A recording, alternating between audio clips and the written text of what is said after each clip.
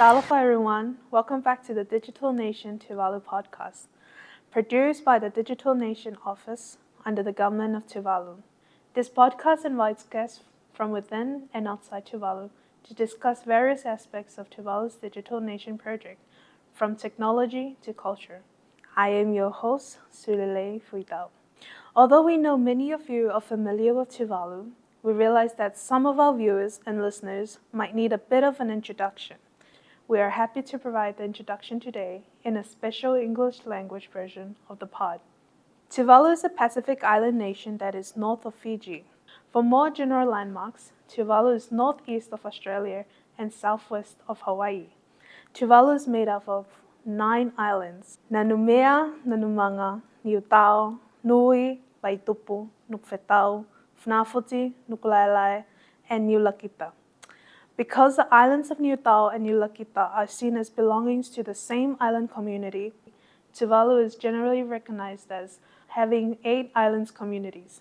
Tuvalu's name means 8 standing together, with 2 meaning stand and Valu meaning 8. Tuvalu has a population of approximately 10,000, and its land is 26 square kilometers. Although it controls a massive expanse of ocean at 750,000 square kilometers. 6 of Tuvalu's 9 islands are also atolls, or ring-shaped coral reefs surrounding lagoons, which are quite narrow in width. And the islands are also low-lying and quite close to the sea level.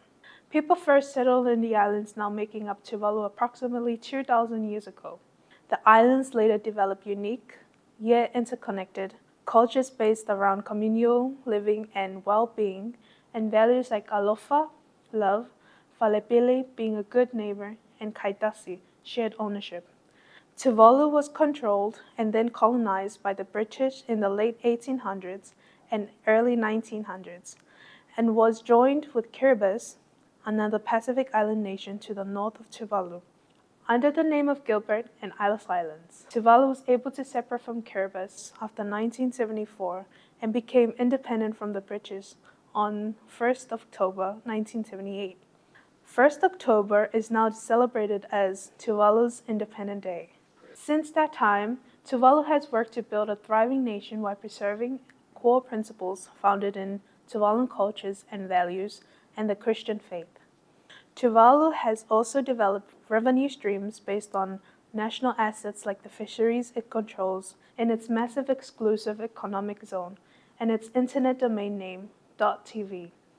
Additionally, Tuvalu has established strong partnerships with countries like Australia, Taiwan, New Zealand, and Japan that provides further economic support. Today, one of the major challenges Tuvalu faces is climate change and sea level rise.